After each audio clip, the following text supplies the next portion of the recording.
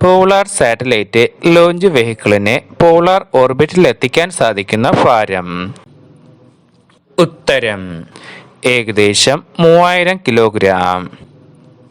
3 ഘട്ടങ്ങൾ ഉള്ളതും ദ്രാവക ക്രയോജനിക് ഘട്ടങ്ങൾ ഉള്ളതുമായ വിക്ഷേപണ വാഹനം ഏതാണ്? ഉത്തരം geo synchronise satellite launch vehicle. Geo stationary transfer orbital geo synchronise സാറ്റലൈറ്റിനെ എത്തിക്കാൻ സാധിക്കുന്ന ഭാരം?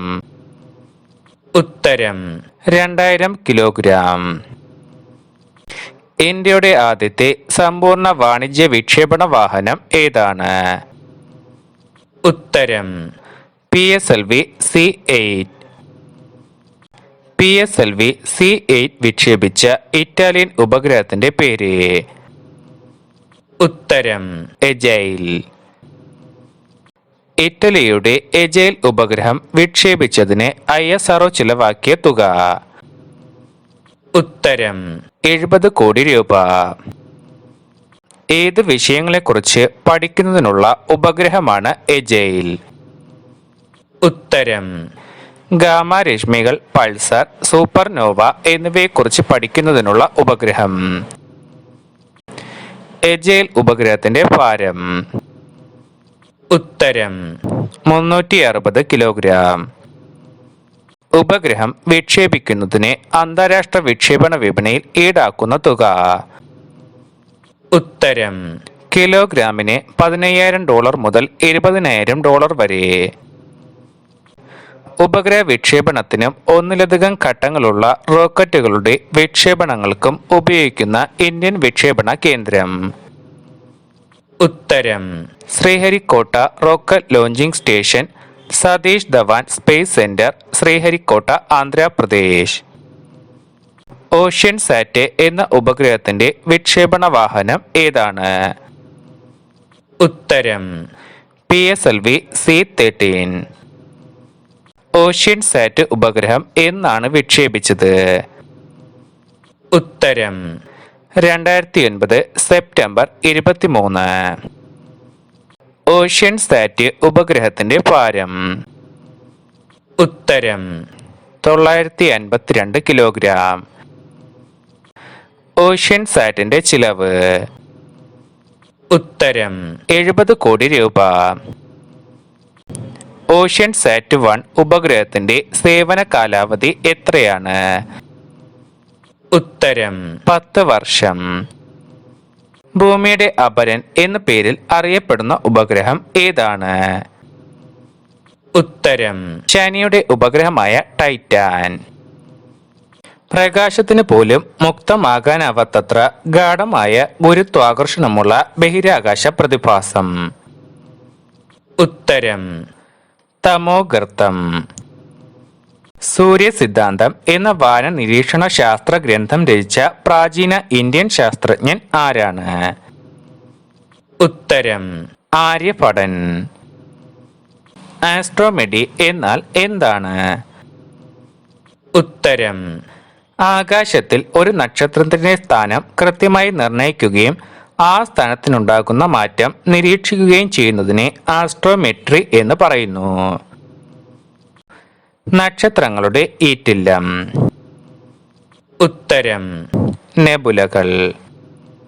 ചൊവ്വ ഗ്രഹത്തിന്റെ ചുവപ്പ് നിറത്തിലുള്ള കാരണം? ഉത്തരം അയൺ ഓക്സീകരിക്കുന്നത് മൂലം ഈ ഗ്രഹത്തിന് തുരുമ്പിന്റെ ചുവപ്പ് നിറമാണ്. മാഗ്മ സമുദ്രത്തിന്റെ ആഴം? ഉത്തരം 500 കിലോമീറ്റർ. ഒരു മാസം ഇടവിട്ടുണ്ടാകുന്ന ചാന്ദ്രകമ്പനങ്ങൾക്ക് പ്രധാന കാരണം എന്താണ്? ഉത്തരം ഭൂമിയിൽ നിന്നുള്ള ടൈഡൽ ബലങ്ങൾ. ചന്ദ്രനിലെ വലിയ ഗർത്തങ്ങളോട് അനുബന്ധിച്ച് ഗുരുത്വാകർഷണ മണ്ഡലത്തിലുണ്ടാകുന്ന വർധന ഏത് പേരിൽ അറിയപ്പെടുന്നു? ഉത്തരം മാസ്കോണുകൾ. ചന്ദ്രന് ചുറ്റുമുള്ള ബഹിരാകാശ വാഹനത്തിന്റെ പരിക്രമണത്തിൽ സ്വാധീനിക്കുന്നത് എന്താണ്? ഉത്തരം മാസ്കോണുകൾ. ചന്ദ്രനിലെ പകൽ സമയത്തെ ശരാശരി ഉപരിതല താപനില എത്രയാണ്? ഉത്തരം 100 ഡിഗ്രി സെൽഷ്യസ്. ചന്ദ്രനിലെ രാത്രിയിലെ ശരാശരി ഉപരിതല താപനില എത്രയാണ്? ഉത്തരം -173 ഡിഗ്രി സെൽഷ്യസ്. ഗ്രഹണം എന്ന പ്രതിഭാസം എന്താണ്?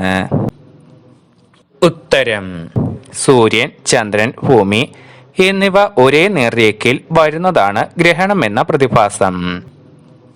ചൊവ്വയിലെ കൂറ്റൻ അഗ്നിപർവ്വതങ്ങൾ സ്ഥിതി ചെയ്യുന്ന സ്ഥലത്തിന് നൽകിയിട്ടുള്ള പേരെന്ത്? ഉത്തരം ലാബിറന്തസ് നോക്ടേസ്. ചൊവ്വയിലെ അഗ്നിപർവ്വതങ്ങളിൽ ഏറ്റവും വലുത് ഏതാണ്? ഉത്തരം ഒളിമ്പസ് മോൺസ്. ചൊവ്വയിൽ ആദ്യമായി ഇറങ്ങിയ മനുഷ്യനിർമ്മിതമായ പേടകം ഏതാണ്? ഉത്തരം സോവിയറ്റ് യൂണിയന്റെ മാർസ് 3. തമോഗർത്തം എന്ന ആശയം അവതരിപ്പിച്ച അമേരിക്കൻ ശാസ്ത്രജ്ഞൻ ആരാണ്? ഉത്തരം ജോൺ ആർച്ചിബാൾഡ് വീലർ. ജീവൻ നിലനിൽക്കുന്ന ഒരേയൊരു ഗ്രഹം? ഉത്തരം ഭൂമി. ഭൂമിയുടെ 71% എന്താണ്? ഉത്തരം മഹാസമുദ്രം. വ്യാഴത്തിന്റെ ഉപഗ്രഹം? ഉത്തരം ഗാനിമീഡ്. സ്വന്തം കാന്തിക മണ്ഡലമുള്ള ഉപഗ്രഹം? ഉത്തരം ഗാനിമീഡ്. ചന്ദ്രഗ്രഹണം നടക്കുന്നത് ഏത് ദിവസമാണ്? ഉത്തരം പൗർണമി ദിനത്തിൽ. സൂര്യഗ്രഹണം നടക്കുന്നത് ഏത് ദിവസത്തിലാണ്? ഉത്തരം അമാവാസി ദിവസം.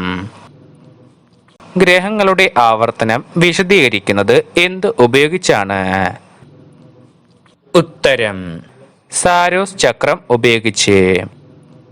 സാരോസ് ചക്രത്തിന്റെ കാലയളവ്? ഉത്തരം 18 വർഷവും 11 ദിവസവും 8 മണിക്കൂറും.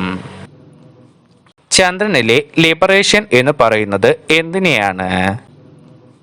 ഉത്തരം ചന്ദ്രൻ ആന്തോളനം ചെയ്യുന്നത് പോലെ തോന്നുന്നതിനെ ലിബറേഷൻ എന്ന് പറയുന്നു.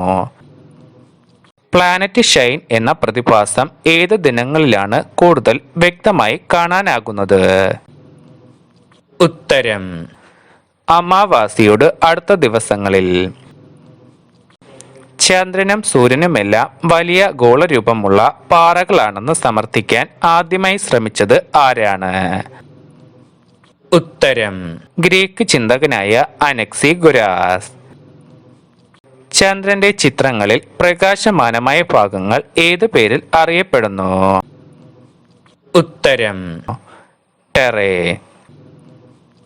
ചന്ദ്രഗ്രഹണം എന്നാൽ എന്താണ്?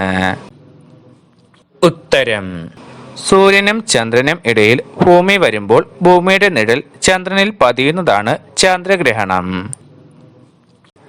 സൂര്യഗ്രഹണം എന്നാൽ എന്താണ്?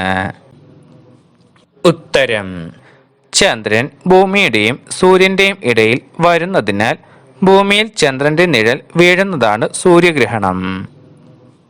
ചന്ദ്രന്റെ ഉപരിതലത്തിൽ കാണുന്ന മരിയ എന്ന് അറിയപ്പെടുന്ന കറുത്ത പാടുകൾ എന്താണ്?